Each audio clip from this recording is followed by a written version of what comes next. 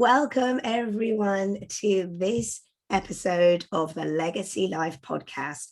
Today, I have got Melissa with me, and she works with parents and children, but mostly the parents, to help them with challenging situations where they have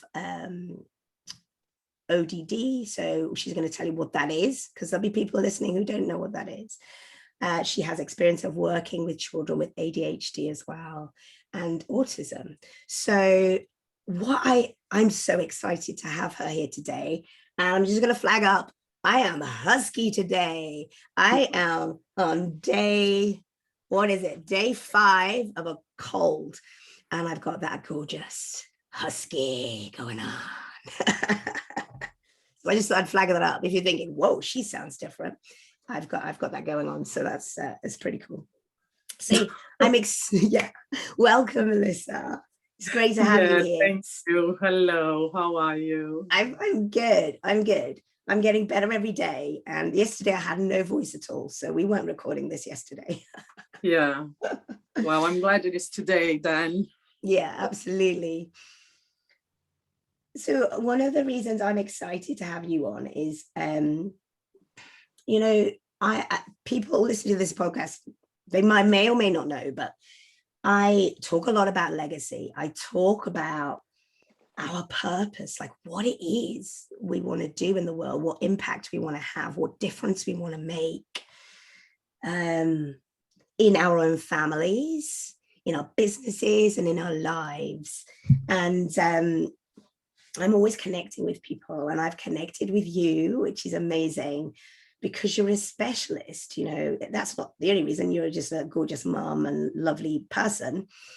But I love to have specialists who I can refer to, as a business owner and as a woman who works with families. I work around a particular skill set, which is incredible, which is amazing, which is timeless. The how to talk so kids will listen skills and the love languages and all the stuff that I bring into my work are great and timeless. And what I see as well is that lots of other modalities have sprung from these ones that have been going longer. But I work across the board, right? And then there are people like you who specialize, people like you who have expertise in certain areas, and that is so needed. So tell us a bit about what it is you do.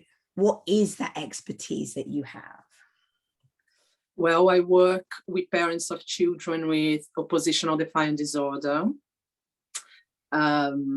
which are children that are very extremely oppositional and defiant, and they are challenging their parents all day long. So parents are very stressed, they are overwhelmed, they feel hopeless, and they are desperate for a solution. So they're asking questions all around to all people they know. And I find that there is a lot of misinformation out there regarding this condition. So sometimes parents come to me with a completely mistaken view of this disorder. So can I ask you a question? Yeah. Sorry, it's me interrupting. Let me carry on. You help them, and then I'll ask you the question. Sorry. Yeah, no, it's just, so I help them understand what the disorder is. I help them understand what can really be done about it, how they can overcome the disorder. I help them believe that overcoming the disorder is possible. Because some of them, they will think, okay, this is it, this is going to be like this for the rest of my life, and they start really looking for help in places where they're really not going to find the steps they need to overcome the disorder, and they end up being stuck in this pattern where, to treat the disorder, and instead of treating the child. And you saying this, it's just, it just makes me think about our society as a whole and Yeah. how we approach physical health, mental health, you know, Yeah. and that thing of treating symptoms or treating what's going on rather than actually getting to the cause, actually getting to the root, and Yeah. having skills and resources that support, you know, to be our fullest selves from that place of health, like coming back into balance, coming back into health. Yeah. You Yeah. know, which sounds like what you're talking about here. Yeah, it is what I'm talking about. Yes. I Amazing. believe that because people sometimes they get very stuck on trying to understand why, because there are lots of theories around ODD. Mm-hmm. How did it started? But all the theories, none of them are 100% conclusive. Right. So the truth is, and we can talk about a few of them at some point, like here if you want, but the point is it doesn't matter. That's exactly what came into my head. But does it matter why, you know? Yeah, it doesn't matter if the child has it because they've been to trauma, if the child has it because there was like whatever attachment issues. It doesn't matter. What it matters is like, what are we going to do about it? How can we heal the relationship? Because it is very, very disrupting for the family. And some people get extremely depressed. Yeah. They experience as parents is very frustrating. It's not joyful. It's not pleasant. Mm-hmm. But it can exhausting, be exhausting, right? Yes, exhausting. Yeah. And then they get into a cycle where they feel so exhausted, so hopeless, and then the way they discipline the child like is not the most effective way to discipline a child with oppositional defiant disorder, but they don't know. They're just doing what they learn. They don't just doing what society tells them. They usually raising children the way they've been raised. And the same, you know, it's the same with parents.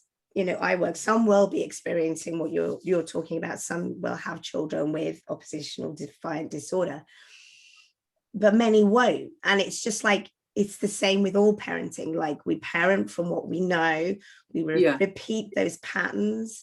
You know, nobody teaches you the skills actually that you need to parent in a respectful way, to parent in a way that supports you and your child be their best self, right? So that's something we have to learn. And, you know, like you say, people can look in all kinds of places for that, where they won't necessarily find it. Yeah. So I want to go back and unpick a little bit from what you've said. So I'm trying to hold everything in my head. I'm like, oh my gosh, that's amazing. There's juice there. There's juice there. I mean, the trauma thing. I mean, we could go down a whole rabbit hole with that. Like, what is that? Yeah. Because often people think trauma has to be something massive. It's not necessarily, right? But that's a whole nother conversation, I think. Yeah. But going back to ODD, oppositional defiance disorder, there's three things there, right? There's the oppositional part. Like, what does that look like? Well, that looks like a child that they will literally say no to absolutely everything that is not just a, sorry, I'm going to start again, because sometimes it's not about saying no, it's just choosing to do exactly the opposite of what is being offered to them. Mm-hmm. So if you say to your child, okay, so let's have a bath and then you can go do this puzzle. Mm-hmm. Then the child will go and say, oh no, I want to do the puzzle first and then I want to have a bath. Okay. Or you would say, okay, so you go to the bath first and your sister goes later. Oh no, I don't want to be the first. I want my sister to be the first. Okay. So it's this constant need of making the choice, which is the choice they want, which is differently than the one being offered or on the table. Okay, so look, I'll have parents listening and I'll be honest, most parents be going, oh my gosh, my child's got oppositional defiant disorder, because like, all children do that. So let's dig deeper into, so what makes it the disorder part? Because like, because it is, first of all, you have toddlerhood. So toddlers they will say no to a lot of things. They will test boundaries and all these things. And some toddlers can be very difficult, and it can be very stressful, especially for first-time moms. And when they learn no, oh my gosh, they use it, don't they? Yeah, I mean, really, they use it. everything. It's just like, no, no, no, no. Yeah. I've got my word. I've got the word. Yeah. I can say no. I can go no. Whoa. And they really play with that, right? They really use it. They really explore it, right? They explore it. Yeah, they explore it, exactly. And they need to know where up to where can they go. So that's a natural thing, and that's okay. But oppositional defiant disorder is not something you will find on a 2-year-old or 3-year-old. Some children are going to be very, very strong-willed, and that can be very stressful. But when we're talking about being extremely oppositional, I am talking about children that are turning 4, 5-year-olds, and this toddlerhood phase has not gone away, but has become worse. And I'm talking about on a 12-hour period, like from breakfast to dinner, you had sometimes 10 arguments and power struggles within one day for absolutely everything. I'm not talking about a child that says, I don't want to have a bath now, and says, I don't want to tidy up now. I'm talking about a child that will literally talk back to you just like if they were a lawyer for 45 minutes, you know, arguing with you over every single thing, over putting the shoes on to get out of the house to pick up your older child in school. So you basically see yourself in a position, it's like, I have two options. I'm going to drag this child against their will and run to school. I'm going to have to call school and say, I can't make it because my child is too big and I can't pick them up. They will, it is more in depth than just having a child that says no for a few things throughout the day. And it can be stressful, but is a child that will say, I'm not going to have this ice cream, even if it's his favorite ice cream. Just for the pleasure of saying, no, this is not what I'm going to do. It's a child that won't listen to any consequences. They won't care. They simply don't care about consequences. It doesn't work with them. And parents go like, my God, I try consequences. I try positive encouragement. I try this, I try that. Nothing worked. They don't care if I'm going to take the TV time away. That's not going to make them say yes. They just don't get it, you know, because they have like an interest-based brain. So they will do what they want. So this is really great to get that distinction, because like I've worked with parents who, you know, their child is having like multiple kind of meltdowns or outbursts, you know, like getting overwhelmed multiple in a day, you know, and I take people from that place of having multiple in a day to like, wow, we haven't had one all day, or we haven't had one all week, or wow, it's been 2 weeks, right? So some of the work we do is similar, right? And I get that there is a point where there's more. There's a point where it's you know, because some people will have that and will have children, and maybe I've worked with people with ODD and I haven't necessarily realized, and what I do has helped. However, what I recognize is, you know, there are times when you do need to go to a specialist. There are times when you do need to, so it's like getting where that, for me, it's interesting to see, well, where's that point? Because a lot of what you're talking about is kind of similar to what I do, but there's a point where it's, I suppose it's more extreme, right? It's more extreme and constant. It's more extreme, it's more constant. The child is not just about saying no, the child gets into a very negative state of being. So it's a child that will always focus on the negative stuff, will always blame others for the things that they can't do or hasn't worked. They will say things like, oh, it's always your fault, you make me do it. And it's that child that doesn't seem to have fun with fun things that normal children would really thrive from doing. You know, it's a child that will get to a playground, and instead of getting excited to see a couple of friends from school, they're going to get very negative, and they're going to get angry, and they're going to say things like, I don't want to go and play with them. Out of nothing. Yeah. And you just go like, oh my God, I just want you to be happy. Just go and have some fun. These are your friends from school. And the child is stuck into that very negative, it is a state of mind, like as well, and it's very sad and heartbreaking to see in your child. Yes. It's horrible. You know, I mean, this is so interesting, because the question that's just come into my head is there a spectrum with this? Because when I hear you talking, I can just, I'm like, my child does that, my child does that, my child does that, right? Yeah. Because I do have a child who can be really negative, who, will to a certain degree, but it's like not constant. And maybe it's just I have amazing skills, so maybe my child would be different. Because like the thing is, the kind of skills, I know some of our skills overlap, right?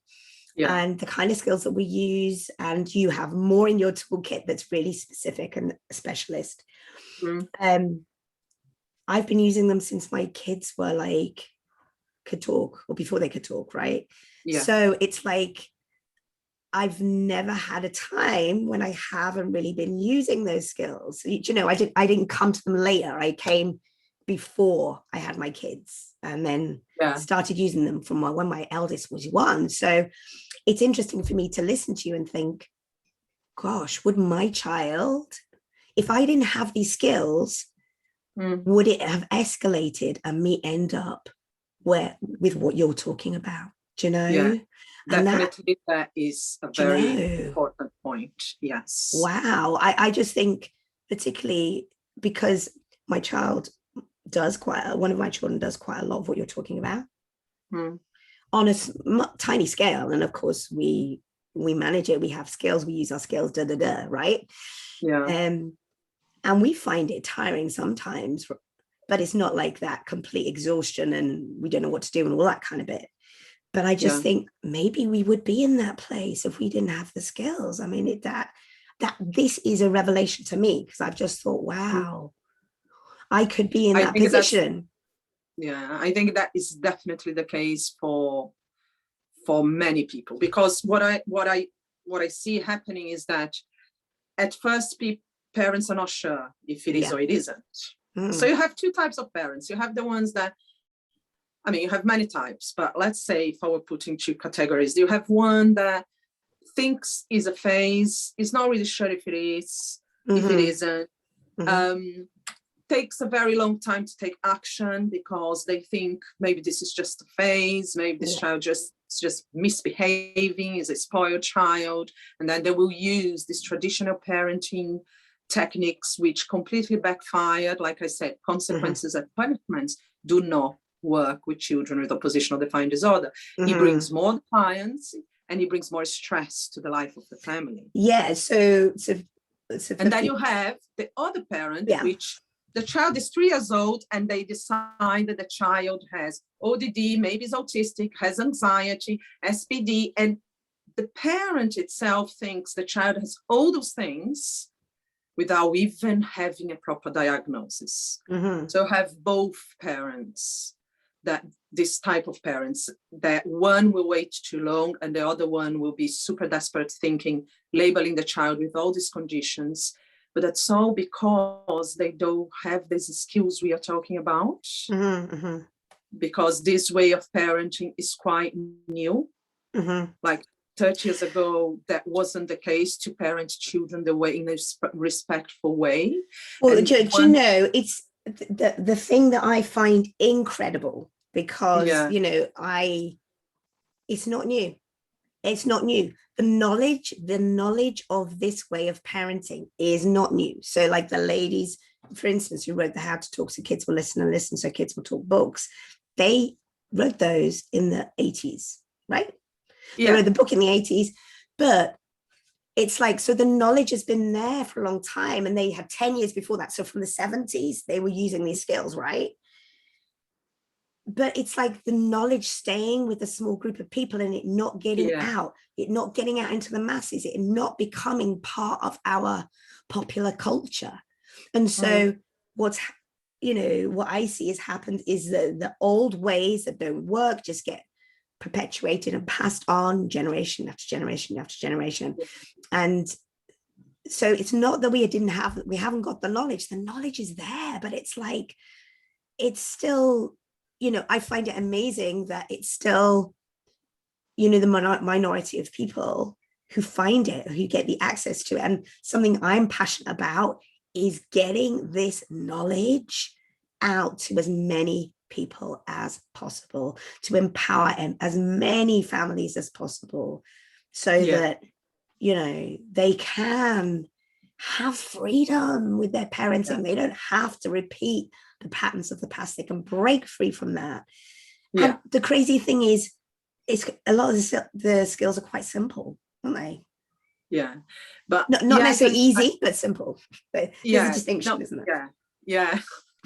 I think they can be very simple, but I think one thing that is a big struggle is kind of knowing the balance between being empathetic, being respectful, and actually having the boundaries there.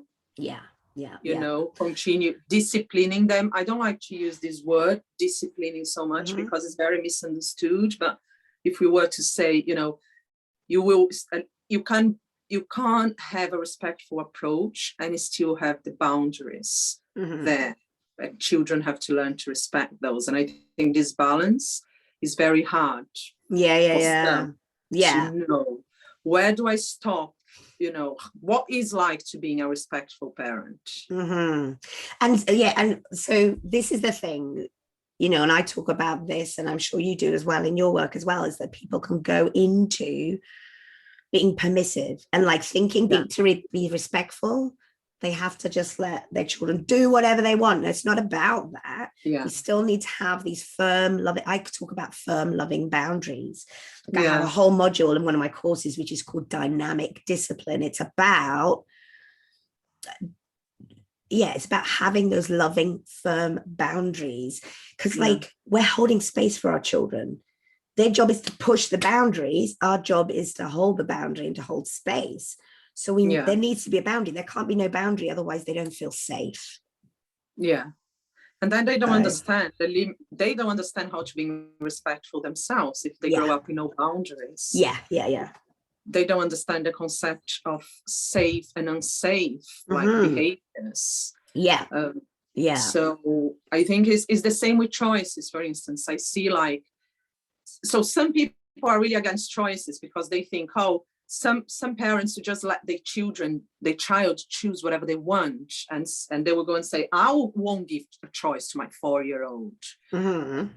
But choices can be incredibly helpful, can be incredibly healthy for the child. It helps with self-esteem, sense of independency. But what is the age-appropriate choice for that child? That's the key. And that's that's brilliant what you just said. It's that age-appropriate choice, right? And choice within limits as well, because there are limits. So there may be a choice that they can choose that it's not overwhelming. It's not about the boundaries and the limits within the house. So I think all these skills, it is, in one way, is simple. In another way, it's quite hard to nail those skills on your own. On your own, it's hard. I mean, look, very hard. It is hard on your own, and which is why we both do what we do, right? Because maybe you'll do something else. Maybe you are a lawyer. Maybe just a stay-at-home mom, and you have never really read much about parenting, or maybe you just work with something else, and you don't have time to deep as much. So you will nail all these skills, because if your child is an easygoing child, parenting is easy. But if your child is a very strong-willed child, or a child that will develop oppositional defiant disorder, even if it's mild, it's a completely different experience. And those simple skills that you will, you will read Janet Lansbury, which I love her, but with your ODD child, simply not enough. It's like, oh my God, it makes so much sense, but it's not working for me. And it is that thing of knowing, like, when it's enough. And do you know what's made me think? I think I need to get you to come and do a session on that deeper part, on really knowing what it is when you need more when you need more support, and also some skills that are maybe a little bit deeper. And there's a difference. I see it with the work that I do. I work with people in groups. I have people doing my short courses that are maybe a few days, right? I work with people over 3 months. I work with people over 6 months, and I work with people one-to-one. And when you work one-to-one with people, or in intimate, really small groups, the transformation is just so much bigger than what you can get from a book or what you can get from a podcast, or what it's like, it's on an absolute other level. It's very it can be really transformational, very intensive. So this is what I love about. And it's my last client, for example, she asked me, she was scared because she said, my son was doing therapy online with this lady, but he really didn't enjoy. He didn't want to sit down. He didn't want to be on the call. And I'm thinking to myself, of course he doesn't want. He's 10. He's not as young like a 5 or a 7-year-old. But it's still, they don't want to sit on in front of Zoom and do interaction with a therapist. And I totally understand why, because they're not made for this sort of interaction. They are children. They need to be running, playing, jumping, climbing, and doing all those wonderful things that is super healthy for their brain. But then I said to her, oh, but I am not going to be seeing him. My sessions are not with him. My sessions are with you. Because it starts from within. It will start with you. I am sure that there is a lot going on with you as well. We need to make sure you are in a good place so you can practice all these wonderful skills that I'm going to share with you. Because like I have a 12-module course, which they get access to when we work together. And they have lifetime access to this. Because you can use for the rest of your life with all the siblings and even within yourself. In terms of mental health and well-being and self-regulation with a parent. So then she was a bit like not sure, because she was so down that she was like, I don't know if I have the energy. And I'm like, okay, but so that is the number one question I have for you. Because you might say, okay, I want to go ahead, I want to work with you. But if you're not in a place where you have the energy to start the work within yourself, then we're not going to achieve any results, because you have to start the transformation, start with the parent, in terms of values, of how they discipline, how they feel mentally, and all this. And we will work with the child parallel to this. But truly, I haven't met him, like, I haven't had one session with him. I saw him, she introduced me to him, etc. Hello. And she's now like, oh my God, I had so many. So the results have been so amazing that I almost feel like I don't need help anymore. But I know I do, because I know there will be challenges. I know there are other modules and other skills that I still have not gone through. But it's so good to not feel so desperate, to feel that, oh, things can actually get better. Oh my God, I can actually have fun with my child at home, setting up a table for dinner. I can. I love those transformations. Play dates, which I haven't done in over 2 years. Wow, that's huge. It's like isn't I it? had mum's friends coming, and they have kids the same age, 2 different ones, because she moved countries, so she's making new friends. And she's like, I'm so happy because I can actually do that without being scared. And we only been working together for 3 months, and it's so fascinating to see. Yes, it's simple, but it takes guidance sometimes. Yeah, it is simple, but not necessarily easy. And I always say that to my parents, that it's, but it's worth it. Oh my gosh, the transformation you're talking about is just like, I love that, taking people from that place of being, it's that sense of hopelessness to a place of confidence, you know, Yeah. from Yeah. that sense of, and just, you know, and feeling like their child is happy, you know. Yeah. As a parent, that's all we want. All we want is for our children to be happy, healthy, enjoy And their then you are life. happier. Exactly. Then you are Exactly. And happier it's as just, well. it's like, it's priceless, really, you know, that transformation. So I'm going to ask you the question. What do you feel your legacy is?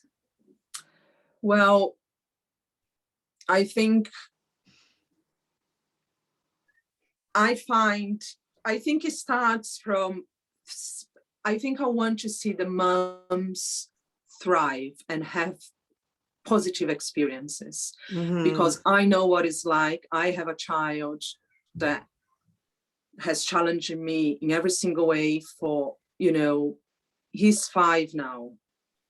So it was very difficult to begin with. It took me a long time to understand. It took me a long time to face reality, and just goes like, okay, I think this is what he has. It was very, it was very heartbreaking when I realized that that's what it was. I did not need to take him to any doctor, and I made the choice not to, because I know enough to know that this is what it is. But I also know I can help him. And I have helped him enormously. Like, over the last 18 months especially, we are in a much better path. Like, things like leaving the house is not a struggle anymore. Many things that used to go, oh my God, I'm not looking forward to all these tasks on my day, because I know it's going to be very stressful. I started feeling anxiety myself. Like, I'm not on medication or anything, but, you know, it's just that heart beating very fast seconds before you actually delegate the thing that needs to be delegated, and you start getting upset and talking louder and being all anxious about it. So all this, and you cry a lot, and you question, why is this happening to me? Why is my life like this? Why is this so stressful? Why do I have to cry and argue so much every single day when I'm not the one wanting to argue? I just want to have a normal life. I'm just trying to take it to the playground for you. If it was up to me, I'll be going to a pub for a drink with my friends. This is for you, and you don't want to go, and this is infuriating. And I know it breaks relationships with the child, with partners. So for me, this is the one thing I don't want ever parents, moms, to feel the way I once felt. You know, so that's my main one purpose. So how is it for you now then? So, you know, 18 months ago, it sounds like things were much more of a struggle. And now, what's it like now? Now is like, I am in a much better place myself, because I also do work on myself, which I think is a crucial thing that sometimes moms and dads, they don't do, because they prioritize the entire family, especially moms, over themselves, without actually realizing that they need help themselves as well, because parents of children like this, they are usually really, really stressed, like really stressed. So I start doing work with myself. I work on like releasing energy, negative emotions and negative feelings and negative thoughts. So I do a lot of work on that. So I feel much better. I feel much more positive. So I have a lot more patience to do the right thing, because allowing feelings and knowing to coach your child through it is very triggering. So if you've got in a good place, he is thriving in many ways. He's now developing good friendships in school, which at the beginning was a concern. He was always very negative. We had chat with the teachers. And one of my biggest fears was, oh my God, this child never going to like school. This is going to be a nightmare for the rest of my life. because a child that doesn't like school doesn't have a good experience. It's a child that doesn't like to study, that eventually not gonna go to university and all this. I know because I didn't like school myself at some point, so I know where you can go. So he is making friends now. He has like a couple of great friends that he really likes. He is learning to play with other people without him needing to be in charge of every single game, every single moment. We have a lot less struggles. He sleeps through the nights. That one is massive. Oh my gosh. Every parent out there going, oh, yes. He's just, and he's positive and he's confident with his skills instead of feeling that. And he has like emotional intelligence. Like he will say things like, I wish I could remember what he said a couple of days ago. It's just like, we're talking about how breathing helps calm the brain. Yeah. And he was explaining to me that he has a tube that goes from here to here, and that when this tube activates, this is when his brain starts feeling calmer. But usually when he is not very calm, he doesn't like to play. He likes to be on his own, so he can, so I watch him saying all these beautiful things, and I think, oh my God, we are getting to a really wonderful place where he actually, by the age of 10, will know more about his own feelings than I've done up to the age of 35. Well, that's it. And that's the legacy. That's what I think is the legacy. It's like giving our children what we didn't necessarily have, those tools, because, with us learning the tools, we share them with them, and then they grow up, right?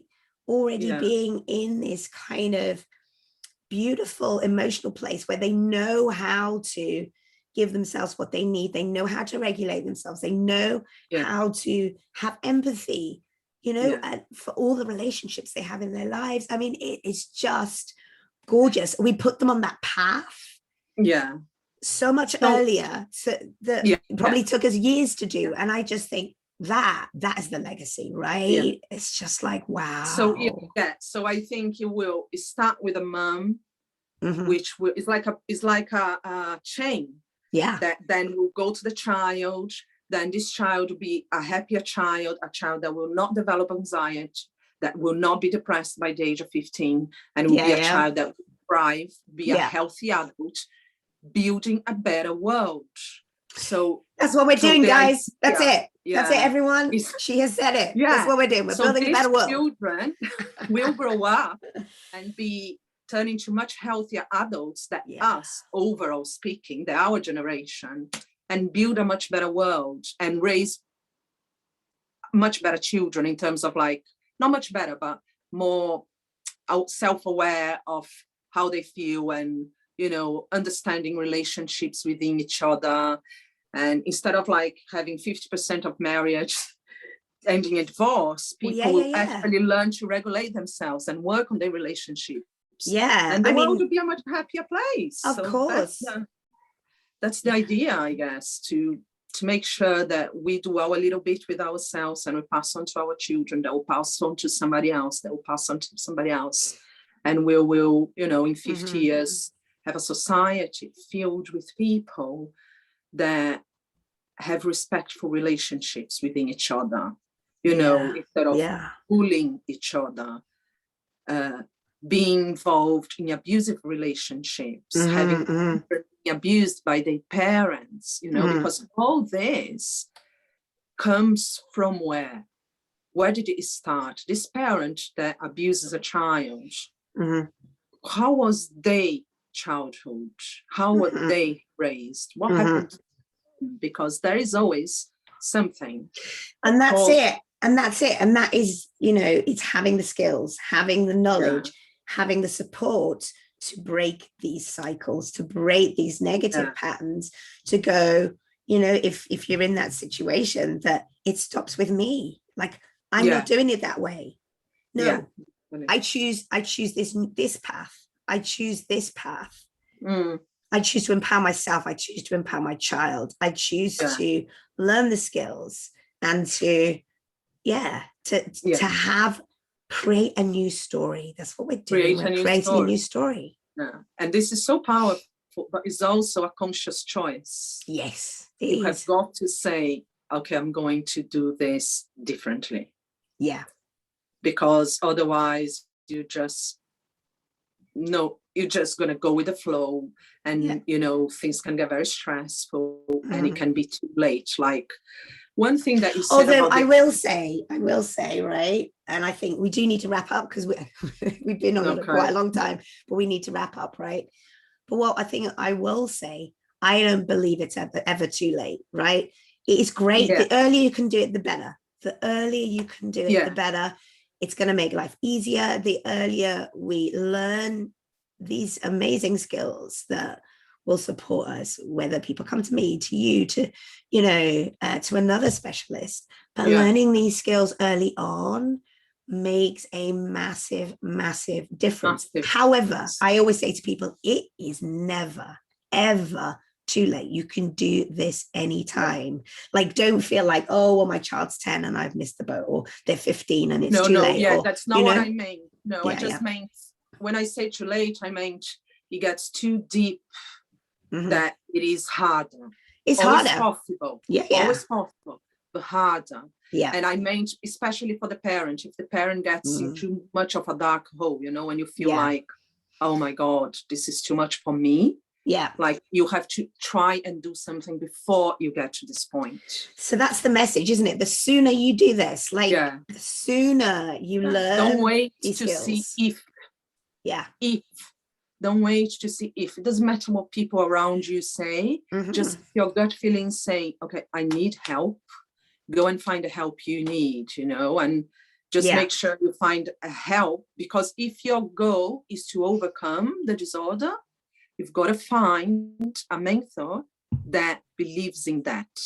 Because if you want to overcome oppositional defiant disorder and you end up in a psychiatrist, I am sorry, but you're going to end up taking medication for any other condition, because they don't treat ODD with medication, but they will say, maybe he has ADHD, maybe he's autistic, maybe he's this, maybe he's that. So you treat this other condition with a hope that will minimize the symptoms of oppositional defiant disorder, which is in many cases is not really what happens. So if you really want to overcome the disorder, you have to find a mentor that believes that overcoming the disorder is possible and will give you the tools you need to overcome the disorder. Because otherwise you're not going to get to your desired result. You're going to be stuck on a route of medication and psychiatrists and therapists, always asking for help and never really achieving what you wanted in the first place. That's so brilliant. And I think that's a great place for us to finish up. It's like being really clear about what your goal is. What do you want? And finding the right place to achieve that goal. Yes. Yeah. Definitely. I just think, that is brilliant. Right. Well, we need to finish up. We definitely need to do another session, don't we? Oh my goodness. For sure. Yeah. We're talking about it for hours. I know. Because well, there's just so much. There's so much to unpack here, isn't there? And we didn't even touch on ADHD. We didn't even touch on autism. But we can have another conversation about that, because I know you work in those fields too. Add a quick thing, just because, like you say, like some parents who listen to this and go like, oh, maybe my child has this. So I just wanted to make sure to say that this is more than just a child that is strong-willed. Is more, okay? More is really, really more intense for the parent, for the family, is for the child itself. Involves a lot of negative behavior, involves a lot of argument, a lot of back talk. Is more than the norm. Is more. You will know when it's too much. Okay. Yeah. It's like you will know when it's too much, because it's beyond your control. Every day for a period of at least 6 months. Okay. Constantly. Okay. Oh my gosh. It's just, I'm exhausted just thinking about it. And it's important to know that sometimes they show the behavior in one place, don't show in another, like they will do at home but not do in school. Mm-hmm. Oh, And that's good to know. yeah, it's, Yeah, or the other way around. Mm-hmm. Mm-hmm. And some people go like, oh, I don't see that on him. Exactly. Yeah, yeah. And And maybe not often because, they keep that for home where they feel safest, don't they? yeah, You know, yeah. it's usually at home, isn't it? Let's face it. And I just like to add one quick last thing. If there is any sort of behaviors like hurting animals, Mm-hmm. you know, sometimes even killing a cat or killing a dog, or being a proper bully with the younger sibling and not Okay. feeling the remorse, Mm-hmm. then that's because you really, really need to do something ASAP, like don't wait any longer, because it is Mm-hmm. possible. Children can develop the skill of empathy. They can, Mm-hmm. but you need to do something to help them. Yeah. Yeah, I just want to say that because sometimes parents will post stuff like that. My son has been doing this and they have not got any help yet. Okay, Like, that's like a big red flag. So red get the flag, help. yeah, Get the help. one. That's a really great one to finish on. Like Yeah, that's a real red flag. Get the help. Okay. yeah, get help. Thank you. Thank you so Thank much. you as well for inviting me. That was great. Great to have you on.